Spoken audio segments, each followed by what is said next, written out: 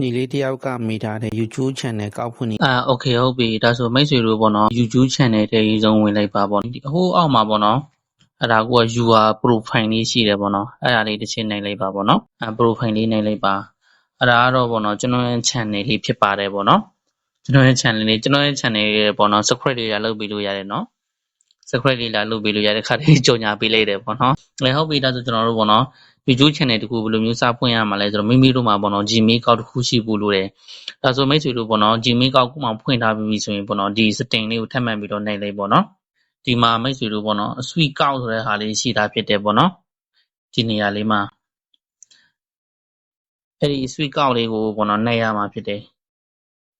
နှိပ်ပြီးပြီဆိုရင်မိတ်ဆွေတို့မှာပေါ့နော်ဒါနေရာမှာပေါ့နော်ဒါမိတ်ဆွေတို့ Gmail ဖွင့်ထားတဲ့ဆိုအများကြီးတွေ့နေရမှာဖြစ်တယ်ပေါ့နော်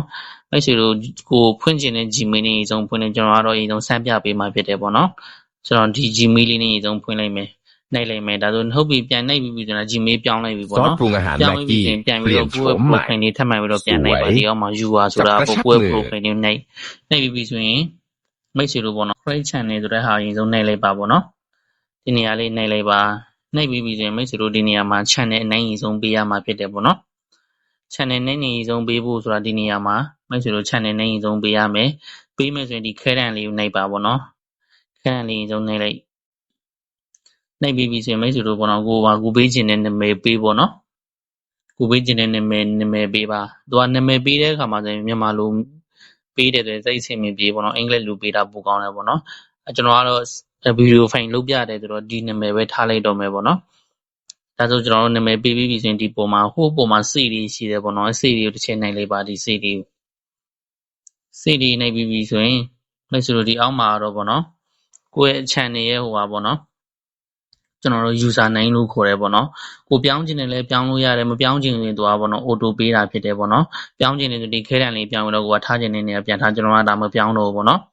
်ဒါဆိုဟုတ်ပြီဒါကျွန်တော်တို့ပေါ့နော် channel name လေးပြီးပြီ user name လေးကိုရပြီဆိုရင်ဒီအောက်မှာပေါ့နော်ဒါလေး create channel ဆိုတဲ့ဟာလေးတစ်ချက်နှိပ်လိုက်ပေါ့နော်ဒါလေးနှိပ်လိုက်အဲ့ဒါဆိုကျွန်တော်တို့ပေါ့နော်ခဏလေးစောက်ပေးပါပေါ့နော်အဲ့ဒါဆိုကျွန်တော်တို့ပေါ့နော် YouTube channel ပွင့်သွားပြီYouTube channel ကိုမှရပါပြီ channel တစ်ခုပေါ့နော်သိရပါပြီလွယ်လွယ်လေးပဲဘာမှမခက်ဘူးအဲ့ဒါဆိုကျွန်တော်တို့ပေါ့နော် channel ပွင့်သွားပြီဆိုရင်ဒီနေရာကျွန်တော်တို့ပေါ့နော် view channel ဆိုတဲ့နေရာရှိတယ်ပေါ့နော်ဒီနေရာမှာဒါလေးပေါ့နော်အဲ့ဒါလေးတစ်ချက်နှိပ်လိုက်ပါနှိပ်ပြီးပြီဆိုရင်ကျွန်တော်တို့ပေါ့ဒီနေရာမှာပေါ့နော် channel ပြန်စပေးရမယ်ပေါ့နော်ဒီမှာကျွန်တော်တို့ပေါ့နော်ကိုကအပေးခြင်းနေဆိုရင်ပေါ့နော်ကိုယ့်ရဲ့ profile လေးထည့်လို့ရတာဖြစ်တယ်ပြီးပြီဆိုရင်ပေါ့နော်နောက်ခံပေါ့နော် profile cover လေးထည့်လို့ရတာဖြစ်တယ်ကိုထည့်မယ်ဆိုရင်ဒီခဲတံလေးတစ်ချက်နှိပ်လိုက်ပါပေါ့နော်ခဲတံလေးတစ်ချက်နှိပ်လိုက်ပါခဲတံလေးနှိပ်မယ်ဆိုရင်ဒီနေရာမှာဆိုကျွန်တော်တို့ပေါ့နော်ကိုယ့်ရဲ့ profile ထည့်မယ်ပြီးပြီဆိုရင်ကျွန်တော်တို့ပေါ့နော်နောက်ခံပေါ့နော်ကျွန်တော်တို့ပေါ့နော် profile cover ထည့်မှာဖြစ်တယ်ပေါ့နော်အဲ့ဒီဟာတွေကပေါ့နော်ဒါဒီထည့်တဲ့နေရာကျွန်တော်တို့ပေါ့နော်ဒီ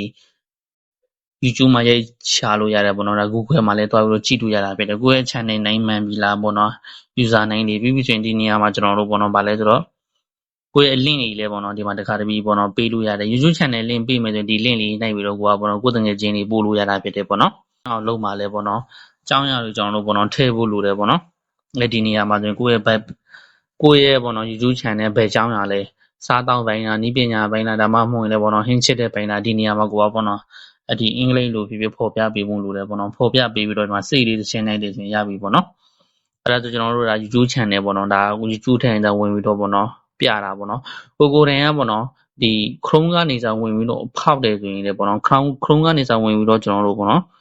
်ဒီ YouTube channel ကိုတေချာလေးဖောက်တယ်ဆိုရင် setting ဘိုင်းတွေတေချာလေးချိန်ရတာဖြစ်တယ်ပို့ပြီးတော့ကောင်းတာဖြစ်တယ်ပေါ့နော်ဒါကတော့ကျွန်တော်တို့ပေါ့နော်ဒါ application ကနေကျွန်တော်ပြပြပေးတာဖြစ်တယ်ပေါ့နော်မင်္ဂလာပါဒီလောက်ပါပဲเนาะအားလုံးပဲမင်္ဂလာလဲလုပ်ကြည့်ပါဆင်ပြေကြပါစေเนาะ